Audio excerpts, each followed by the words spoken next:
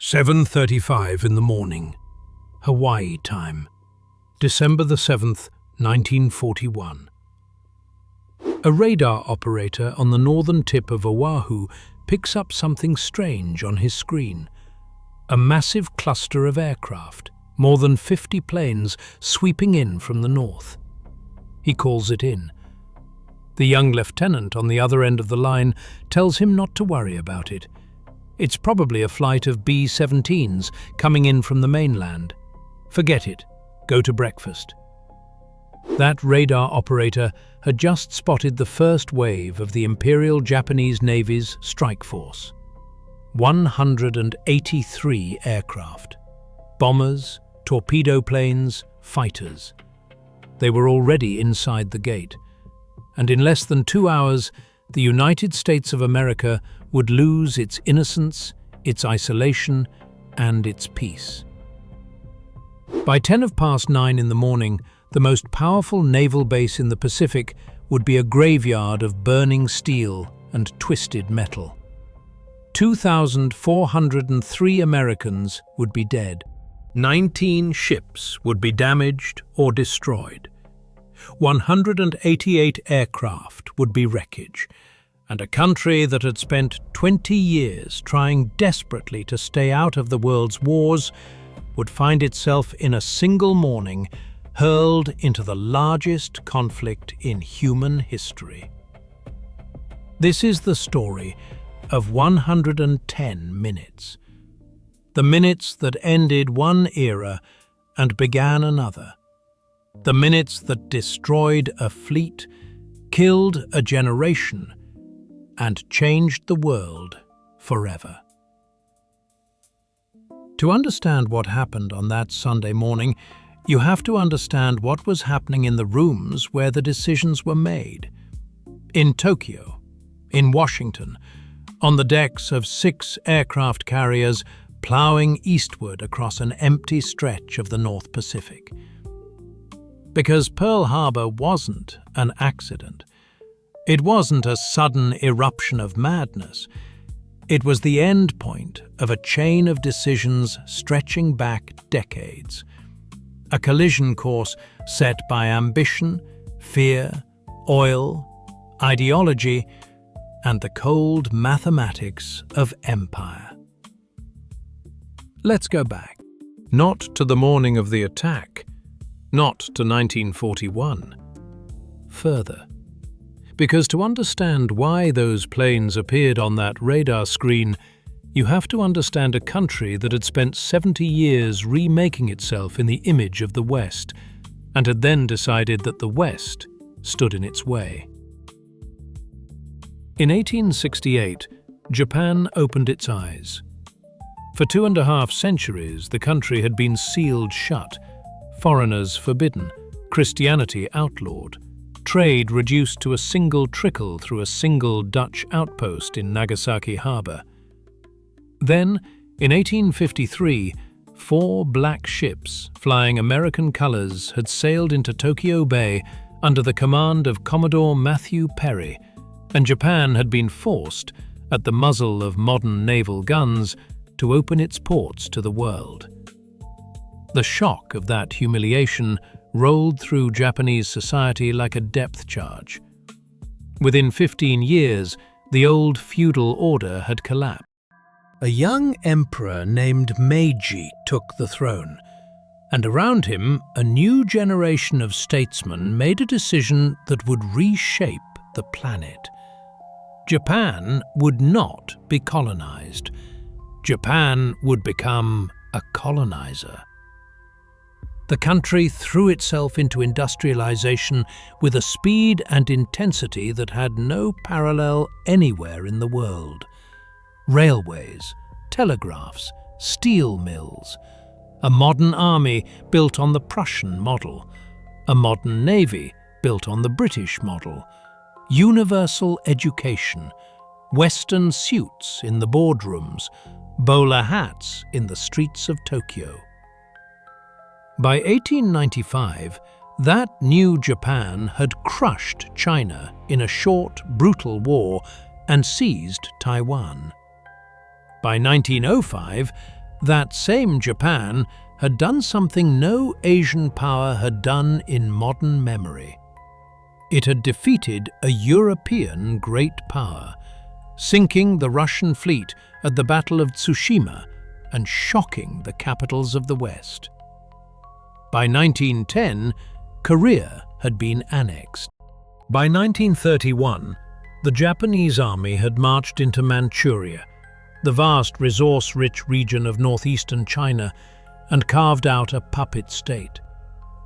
By 1937, Japan was at full-scale war with the rest of China, a war of staggering brutality. The rape of Nanking, in which tens of thousands of Chinese civilians were murdered, would haunt the world's conscience for the rest of the century. And throughout this entire long arc of expansion, one country watched with growing alarm: the United States.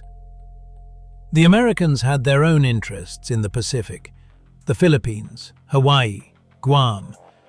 They had their own image of how the world should be ordered: an open door in China, free trade, self-determination.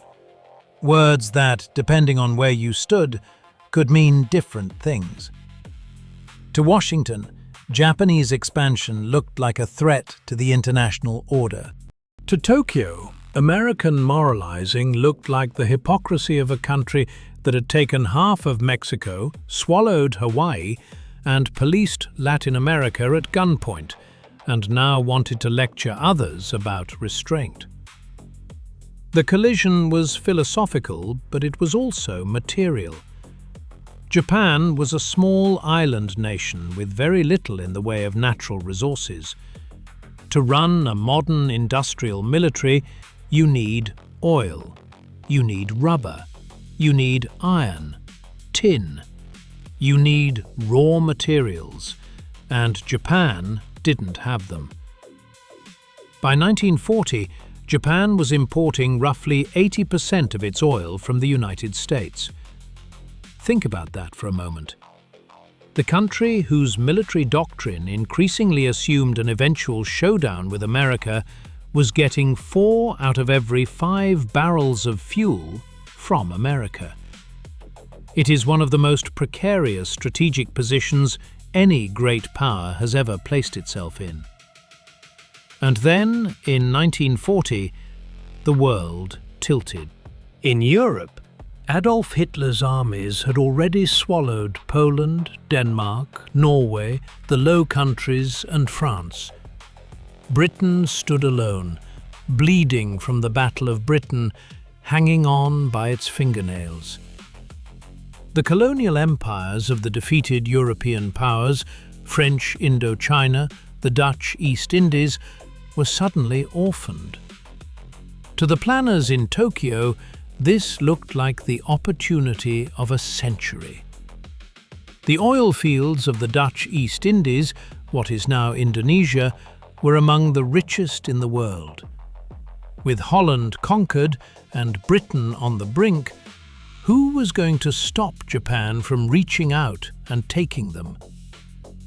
In September 1940, Japan signed the Tripartite Pact, formally allying itself with Nazi Germany and Fascist Italy. Within weeks, Japanese troops were pushing into northern French Indochina. President Franklin Delano Roosevelt watched and decided that watching was not enough. He began tightening the screws. First, an embargo on aviation fuel, then on scrap metal. Each measure designed to remind Tokyo that the United States held the spigot. In July 1941, Japan moved into southern Indochina, putting its bombers within striking distance of Singapore, Malaya, and the Dutch East Indies. Roosevelt's response was the hammer blow. He froze all Japanese assets in the United States, and in cooperation with the British and the Dutch, he imposed a complete oil embargo. From that moment, the clock was ticking. Japanese strategists calculated that their oil reserves would last perhaps 18 months under wartime consumption. After that, the Navy would be unable to put to sea. The Army would be unable to move. The empire that had taken 70 years to build would suffocate without the Americans firing a single shot. There were two choices. 1. Climb down. Withdraw from China. Abandon the dream of empire. Accept a place as a junior partner in an American-shaped Pacific. 2. Strike. Seize the oil fields of the South while the Western powers were distracted by the war in Europe, and present the world with a new map before anyone could undo it. There were men in the Japanese government, civilian officials, some diplomats, who argued for restraint. They lost the argument. The military hardliners, especially the army faction, were not prepared to surrender what they had spent generations winning. The decision by the autumn of 1941 had effectively been made. Japan would go to war. But going to war with the United States posed a horrifying problem. America was a giant, larger population, larger industry, an economy something like 10 times the size of Japan's. In a long war, a war of attrition, of factories versus factories and shipyards versus shipyards, Japan could not possibly win. Everyone in Tokyo knew this. The most clear-eyed of all was a man named Isoroku Yamamoto. He was the commander-in-chief of the combined fleet. He had been to America. He had studied at Harvard. He had served as a naval attaché in Washington. He had seen the Detroit auto plants and the steel mills of Pittsburgh, and he had told his colleagues, in plain language, that to fight the United States was to fight a sleeping industrial giant who, once roused, would crush them. And then, having said all of that, Yamamoto did something extraordinary. He sat down to plan the attack himself. His logic was the cold logic of a gambler with no good cards. If war was inevitable, and his political masters insisted that it was, then Japan's only hope was a single, devastating opening blow. Cripple the United States Pacific Fleet at the very start. Buy 6 months, maybe a year. In that window, seize the oil, the rubber, the rice of Southeast Asia. Fortify a vast defensive perimeter across the Western Pacific, and present the Americans with a fait accompli so painful, so costly to undo, that they would prefer to negotiate rather than wade across an ocean of blood to retake worthless little islands. It was a desperate plan. Yamamoto knew it was desperate. He is supposed to have said something to his Prime Minister, something to the effect that, "If I am told to fight regardless of consequences, I will run wild for the first 6 months. After that, I have no expectation of success." He would be almost exactly right. The target was Pearl Harbor. Pearl Harbor sits on the southern coast of Oahu in the Hawaiian Islands, a natural deep-water anchorage. In the late 1800s, the Kingdom of Hawaii had granted the United States rights there. By 1941, it was the headquarters of the United States Pacific Fleet. The battleships of that fleet, 8 of them, were the proudest symbol of American naval power in the Pacific. They lined Battleship Row, moored in pairs along Ford Island in the center of the harbor. Their gleaming grey hulls, their massive guns, their proud names. Arizona, Oklahoma, West Virginia, California, Nevada, Tennessee, Maryland, Pennsylvania. To the planners in Tokyo, those 8 ships were the heart of American power in the Pacific. Sink them, and the Americans were blind, deaf, helpless for months. Yamamoto's plan was breathtakingly audacious. 6 aircraft carriers, the cream of the Imperial Japanese Navy: Akagi, Kaga, Soryu, Hiryu, Shokaku, Zuikaku. Together with their escorts, screening cruisers, destroyers, oilers, they would form a strike force, the Kido Butai, and they would sail in absolute radio silence across more than 3,000 miles of empty North Pacific. They would approach Hawaii from the north, far from the usual shipping lanes, hidden in winter weather. And on a Sunday morning, when the American fleet was at peace and at rest, they would launch. The plan demanded perfection. Air crews trained obsessively. Torpedoes had to be modified to work in the shallow waters of Pearl Harbor, only 40 feet deep in places, when standard naval torpedoes plunged far deeper before leveling off. Engineers attached wooden fins to the torpedoes to keep them from burying themselves in the harbor mud. Pilots rehearsed runs over a mock-up of Battleship Row in Kagoshima Bay until they could fly the approach in their sleep. Refueling at sea, at high latitudes, in heavy weather, with a fleet of more than 30 ships, was a technical feat that pushed Japanese seamanship to its absolute limit. Through the late autumn of 1941, while diplomats in Washington and the Japanese ambassador Kichisaburo Nomura exchanged increasingly tense notes, while the American Secretary of State Cordell Hull presented increasingly inflexible demands, while Roosevelt cabled the emperor with last-minute appeals for peace, the Kido Butai was already at sea. The trigger had been pulled before the gun was even visible. On the night of November the 26th, 1941, the strike force slipped out of an isolated bay in the Kuril Islands, far in the empty north. 6 carriers, 2 battleships, 3 cruisers, 9 destroyers, tankers, submarines. Their orders were sealed. If, at any point during the long crossing, the diplomats in Washington reached an agreement, the fleet would turn around and come home. No agreement was reached. By the first week of December, the Kido Butai was less than 500 miles north of Oahu. The pilots had been briefed. The bombers had been armed.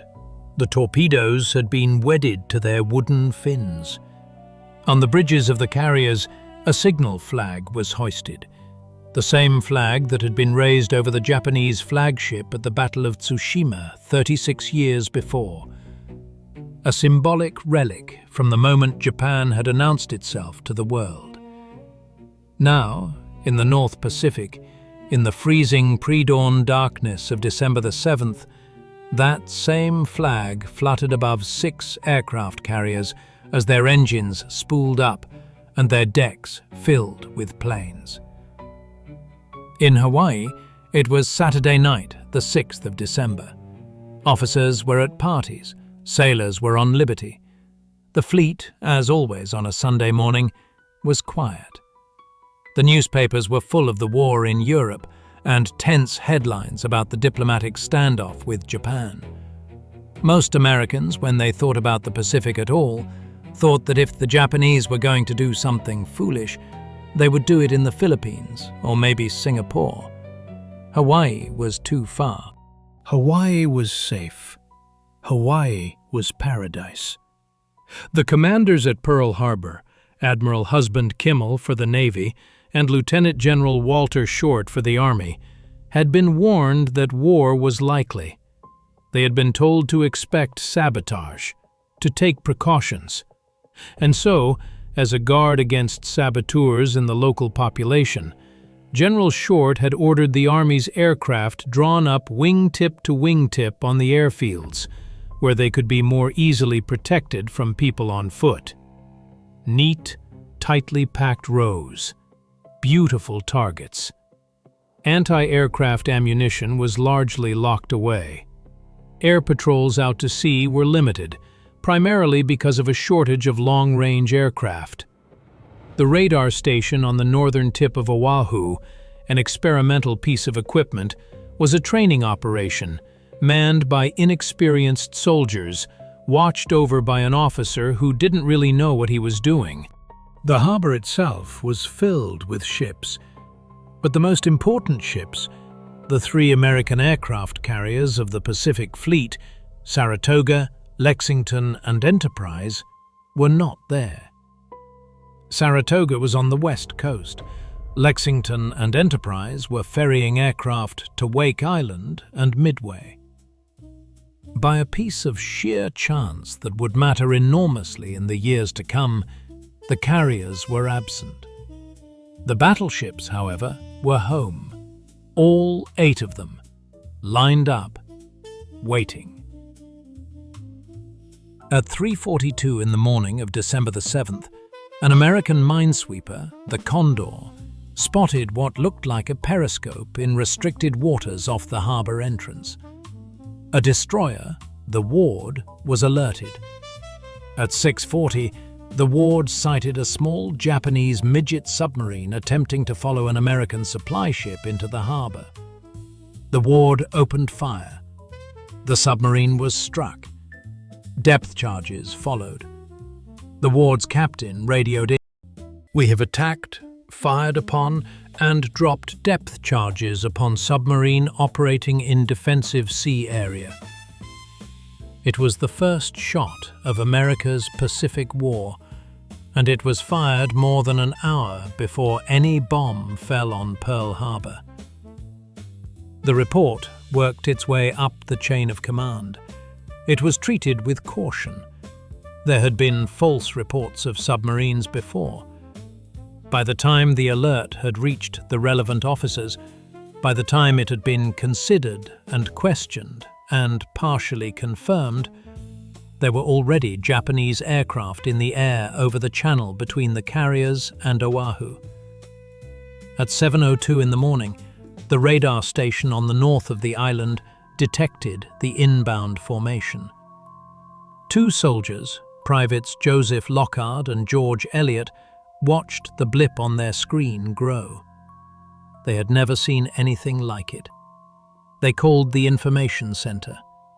The young duty officer, Lieutenant Kermit Tyler, was new to the job. He had been told that a flight of American B-17 bombers was expected from the mainland. He told them not to worry about it. The blip on the screen continued to grow. The first wave of the Japanese strike force, 183 aircraft, divided into bombers, torpedo planes, dive bombers and Zero fighters, swept south over Oahu under the command of Commander Mitsuo Fuchida. They came in low over the green hills, over the cane fields, over the sleeping suburbs. From his lead aircraft, Fuchida sent the signal that meant complete surprise. Tora, Tora, Tora. Tiger, Tiger, Tiger. It was 7:55 in the morning. On the decks of the warships in Pearl Harbor, the bands had assembled for the morning colors, the daily ritual of raising the flag at 8 o'clock. Sailors in clean white uniforms moved about their routine. Cooks were preparing breakfast. Officers were finishing coffee. Some men were still in their bunks. Most had no idea that anything in their lives was about to change. A distant droning. A few people glanced up. Aircraft, low, coming in over the hills. And then the world ended. The first bombs hit the seaplane base at Ford Island and the airfields. Wheeler, Hickam, Ava, Kaneohe. The neat rows of aircraft, parked wingtip to wingtip against sabotage, exploded one after another in chains of fire. Then came the torpedo planes, skimming low over the harbor, releasing their modified torpedoes against the unprotected hulls of the moored battleships. The torpedoes streaked through the shallow water, struck the steel of the great ships, and detonated. Battleship Row erupted. The Oklahoma was hit by torpedo after torpedo. Her armored belt was on the seaward side, but the torpedoes were striking her unprotected port flank. Within minutes, she began to roll. Sailors below decks scrambled for ladders, for hatches, for any way out. Many of them never made it. The great ship turned over, capsizing in the harbor, trapping more than 400 men inside her hull. Some of them would tap on the steel for days. Tap, tap, tap. An answer back. Hold on, we are coming. For as long as they could. Most would die there.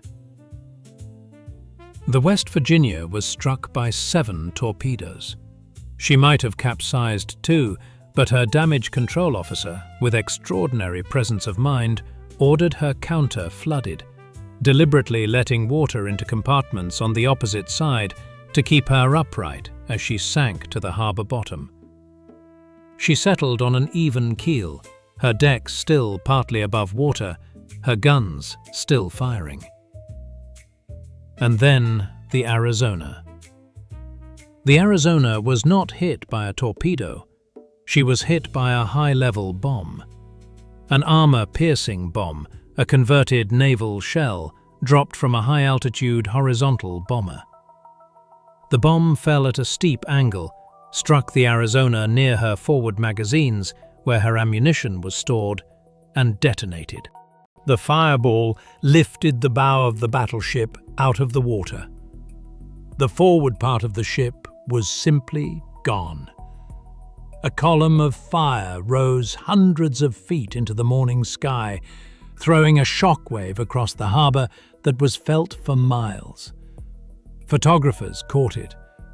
That terrible black and grey cloud climbing over the burning ships. 1,177 men of the Arizona's crew were killed. Almost half of all the Americans who would die that morning. Most of them died in the first instant. They were children. They were brothers. There were 37 sets of brothers serving aboard the Arizona that day. Most of them never came home. The ship settled into the mud beneath her own waterline, her superstructure twisted and burning, leaking oil that would burn for 2.5 days. She is still there. She has never been raised. Her remains lie at the bottom of Pearl Harbor to this day, a tomb for more than 1,000 of her crew, with a white memorial bridging the wreck above the water. Even now, oil from her ruptured fuel bunkers still seeps slowly to the surface. They call them the tears of the Arizona. Across the harbor, men reacted as men do when the world burns. Some froze. Some panicked. Many, an astonishing number, ran toward the fight. Sailors who had been at breakfast snatched up rifles. Bosun's mates manned anti-aircraft guns whose ammunition lockers had to be smashed open with axes. Cooks passed shells. Pilots tried to get to airfields where their aircraft were already in flames. There were more than 15 Medal of Honor citations awarded for the actions of that morning. Captain Mervyn Benyon of the West Virginia, mortally wounded by shrapnel from the bomb that hit the Tennessee next to him, refused to abandon his bridge and continued to direct the defense of his ship until he died. Doris Miller, a mess attendant on the West Virginia, a young black sailor who in the segregated United States Navy of the time was not even permitted to be trained as a gunner, dragged his wounded captain to relative safety, then ran to a .50 caliber anti-aircraft gun, a weapon he had never been instructed to use, and fired it at the Japanese aircraft until his ammunition was exhausted. He would later receive the Navy Cross, the first black sailor to do so. The torpedo attack, the high-level bombers, the dive bombers, all of it lasted only a part of the first wave. Around 25 minutes past 8, the last of the first wave aircraft turned away. There was a pause, smoke, confusion. The harbor was a hellscape. And then, at 5 to 9, the second wave came in. 171 more aircraft. By now, the Americans were fighting back hard. Anti-aircraft fire crisscrossed the morning sky. Some Japanese aircraft were shot down. The second wave concentrated more on the airfields, on cripples already burning, on ships trying to maneuver. The destroyer Shaw was caught in the floating dry dock and erupted in a colossal explosion captured in one of the most famous photographs of the day, a perfect orange ball of fire blooming above the harbor. The Nevada, hit early in the attack, somehow got her engines running and steamed for the harbor entrance, the only battleship in motion that morning. The Japanese aircraft saw her and dived on her, hoping to sink her in the channel and bottle up the entire fleet. The Nevada took multiple hits. Her commanders, recognizing the danger, deliberately ran her aground rather than let her go down in the channel. By a few minutes after 10 in the morning, it was over.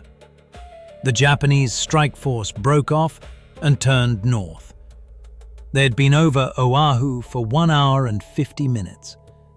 110 minutes. In those minutes, this is what they had done. 8 battleships hit. 2 destroyed outright. 3 sunk. 3 more heavily damaged. 3 light cruisers damaged. 3 destroyers damaged. Other vessels lost or wrecked. 188 aircraft destroyed. 159 more damaged. 2,403 Americans dead. 1,178 wounded. Most of the dead were sailors and Marines. 68 were civilians. The Japanese, by contrast, lost 29 aircraft, 5 midget submarines, and 64 men. By the cold standards of military arithmetic, it was one of the most one-sided victories in modern naval history. And yet, there were already, even in the smoke of that morning, signs that something had gone wrong for the Japanese. A third strike had been considered, a strike that would have hit not the battleships, which were already wrecked, but the dockyards, the repair facilities, the submarine pens, and above all, the enormous fuel tank farms that contained 4.5 million barrels of oil, the lifeblood of any navy operating in the Pacific. The commander of the strike force, Vice Admiral Chuichi Nagumo, decided not to launch a third wave. He had achieved surprise. He did not know where the missing American carriers were, and he was afraid of being caught by them on the way home. He turned for Japan. Those fuel tanks survived. So did the dockyards. So did the submarine base. So did the carriers. And the Americans began, almost immediately, to rebuild. The very ships that had been sunk that morning with the exception of the Arizona and the Oklahoma, would be raised, repaired, and sent back to war. Most of them would help destroy the Japanese fleet at battles like Surigao Strait 3 years later, in a kind of grim, slow-motion revenge by the same rusted hulls that had burned in Battleship Row. Back in Tokyo, the celebrations were tempered by the man who had planned the attack. Yamamoto, watching from his flagship, is supposed to have said that he feared that all they had done was to awaken a sleeping giant and fill him with a terrible resolve. Whether he actually used those exact words or not, the sentiment was real, and the giant was already waking. In Washington, it was Sunday afternoon. The first reports came in fragmentary, garbled, almost unbelievable. Frank Knox, the Secretary of the Navy, was on the phone to the White House. The President, Franklin Roosevelt, sat at his desk, listening, asking sharp questions. He had spent 10 years building a country up out of the Great Depression. He had spent 2 years trying to find a way to help Britain without dragging America into the war. He had walked a tightrope between the demands of strategic reality and the deep, raw, stubborn isolationism of the American electorate. And in a single morning, all of that calculation had been simplified for him. The next day, Roosevelt walked into the joint session of Congress and gave one of the great speeches of the 20th century. Yesterday, he said, December the 7th, 1941, a date which will live in infamy, the United States of America was suddenly and deliberately attacked by naval and air forces of the Empire of Japan. His voice, that warm, patrician voice that millions had listened to on the radio during the long years of the Depression, was now tempered with steel. He asked Congress to recognize that a state of war existed between the United States and Japan. The vote in the House of Representatives was 388 to 1. The single dissenting vote came from Jeannette Rankin, a pacifist congresswoman from Montana who had also voted against entering the First World War in 1917. The Senate vote was 82 to nothing. 3 days later, on December the 11th, in one of the most strategically inexplicable decisions of his life, Adolf Hitler declared war on the United States. He was not obligated to. The Tripartite Pact was a defensive alliance, and Japan had been the aggressor at Pearl Harbor. But Hitler, perhaps confident that his armies were on the verge of taking Moscow, perhaps eager to formalize what he believed was already an undeclared naval war between the United States and Germany in the Atlantic, perhaps simply driven by his growing detachment from reality, made the call. Italy followed. And so the United States, which on December the 6th had been a country at peace, found itself by mid-December at war with Japan, Germany, and Italy. A war on 2 oceans. A war on a global scale. The largest war in the history of the human race. And then the Americans did the thing that Yamamoto had feared. They built. In 1939, the United States Army had been smaller than the Army of Portugal. By 1945, it would number more than 8 million men. American shipyards, in the 4 years of the war, would launch more than 200 new fleet aircraft carriers and escort carriers, 8 battleships, hundreds of cruisers and destroyers, thousands of merchant ships. American factories would produce more than 300,000 aircraft, 80,000 tanks, a flood of trucks, rifles, radios, radar sets that would eventually equip not only American forces, but the British, the Free French, the Soviet Red Army crashing into Berlin in 1945. The arsenal of democracy, Roosevelt called it, and it was. There has never been an industrial mobilization like it before or since. Yamamoto himself would not see the end of his nightmare.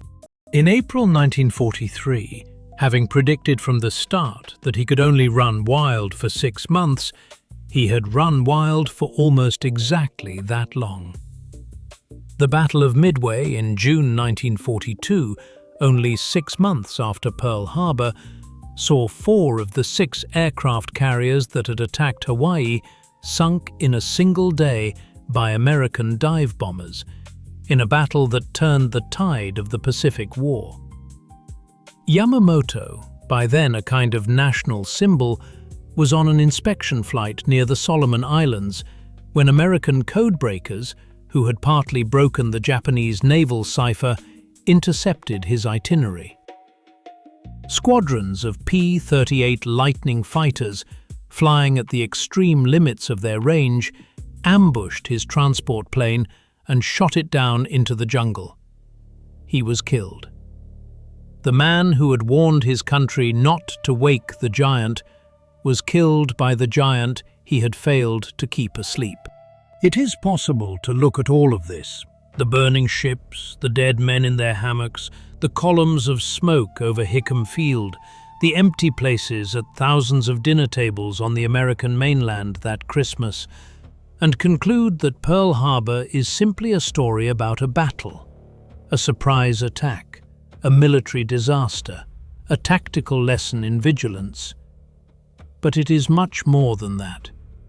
Pearl Harbor was the moment the 20th century stopped pretending. For a generation, the Americans had told themselves that their 2 oceans were a kind of moat, that what happened in Europe, what happened in Asia, was somebody else's problem. After Pearl Harbor, no serious American politician would ever again argue, in quite the same way, that the United States could ignore the rest of the world. The architecture of the post-war order, the United Nations, the World Bank, the International Monetary Fund, NATO, the long shadow of American military power across every ocean and nearly every continent, was built by people who had grown up in a country that thought it could afford to stay home, and then woke up one Sunday morning to discover that it could not.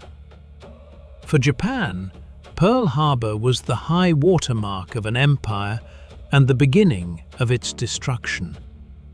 In the months after the attack, Japanese forces would sweep across Southeast Asia in one of the fastest military campaigns in history. The Philippines fell, Malaya fell, Singapore, the great British fortress, surrendered in February 1942. The Dutch East Indies fell, Burma fell. Japanese troops reached the borders of India. In the islands of the Central Pacific, a Japanese flag flew over a chain of conquests that stretched almost to the shores of Australia. And then, slowly at first, and then with rising fury, the Americans came back. Coral Sea, Midway, Guadalcanal, the agonizing island-by-island advance through the Solomons and the Marshalls and the Marianas, Tarawa, Saipan, the Philippines, retaken in some of the largest naval battles ever fought, Iwo Jima, Okinawa, and in March 1945, the great wooden cities of Japan began to burn under the wings of American B-29 bombers, in fire raids that killed tens of thousands of civilians in a single night. And then, in August 1945, 2 cities, Hiroshima and Nagasaki, were destroyed by single atomic bombs, the first nuclear weapons ever used in war. By September 1945, Japanese officials, bowing on the deck of the American battleship Missouri in Tokyo Bay, signed the formal surrender. The Missouri was a battleship that had been built after Pearl Harbor, in part as a direct response to it. She rode at anchor in the same waters from which the WWII had launched its raid 4 years earlier. The arc had closed. And what does it mean now? More than 80 years after that morning.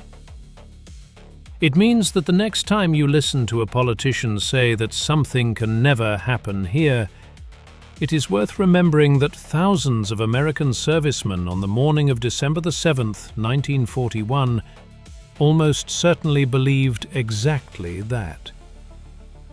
It means that it is worth thinking about how a single chain of decisions made by men in offices thousands of miles away, decisions about oil and pride and prestige and the shape of empires, can come crashing down on a Sunday morning into the lives of 19-year-olds on the other side of an ocean. It means that vigilance is not paranoia, that diplomacy matters, that the moment when intelligence reports are dismissed because they do not fit the assumptions of the people in charge is the moment to be most afraid. It means that a country's strength is not only in its battleships, but in its capacity to absorb a blow and answer back. The American shipyards that produced the carriers that won the Pacific War, the assembly lines that produced the tanks and the aircraft and the bullets, did not appear by magic. They were the product of an industrial culture, an educational culture, a civic culture that had been built over decades, none of which can be assumed to last forever in any country, anywhere. Pearl Harbor is also, in the end, a story about people, not statistics, not strategic doctrines, not even the great names of admirals and presidents, although they matter. It is the story of the kid from Iowa who joined the Navy because the Depression had taken his family's farm and the Navy paid a small but real wage, who ended up trapped in the Oklahoma's hull and tapping on the steel for a rescue that did not come in time. It is the story of the young Japanese pilot, raised on stories of national destiny and emperor worship, who flew off the deck of the Akagi in a state of exhilarated terror and lived just long enough to wonder, in the long retreat that followed, what exactly he had done. It is the story of a young black mess attendant who had been told all his life that there were certain things he could not do, and who ran to a gun he had not been trained to fire and used it anyway, because the men around him needed him to. It is the story also of mothers in Honolulu and Tokyo and Indianapolis, each of whom would, in the days after the attack, learn that some particular telegram, some particular knock at the door, was meant for them.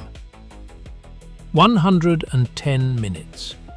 From the moment the first bomb fell on Ford Island to the moment the last Japanese plane vanished northward into cloud, the elapsed time was less than 2 hours. 2 hours that ended American isolationism. 2 hours that began the Pacific War. 2 hours that birthed an arsenal which would soon save not only America, but in cooperation with the Soviet Union and the British Empire, civilization itself from the totalitarian project that Adolf Hitler and his allies had been engineering for a decade. 2 hours that by the time they were over contained inside themselves the seeds of Hiroshima, of NATO, of the Cold War, of the United Nations, of the entire world that we still live in today. The ships at the bottom of Pearl Harbor are silent now. The Arizona is a tomb. The Missouri is a museum, moored in the same harbor where she received the surrender. The young men of December the 7th are almost all gone now. The very last survivors of that morning into their hundreds, their stories carried forward by their grandchildren and great-grandchildren and the curators of 1,000 museums. But the lessons of those 110 minutes are still very much alive. They are alive in every intelligence agency, in every diplomatic cable, in every debate, in every parliament about how much to spend on defense and how much to spend on schools. In every conversation between great powers about red lines and embargoes and the price of restraint versus the price of strength. They are alive every time a country tells itself that the rest of the world is somebody else's problem, and then discovers that the world has come knocking anyway. Thank you for spending this time with me, walking through one of the most important mornings in modern history. If you found this story powerful, if you learned something, if it made you think, please consider subscribing so you do not miss the next deep dive. And tell me in the comments, which moment in this story struck you the hardest? The Arizona's last seconds, the radar warning that nobody listened to, Yamamoto's quiet warning to his own government, or something else entirely. I read the comments, I learn from them, and they shape the videos that come next. I will see you in the next one.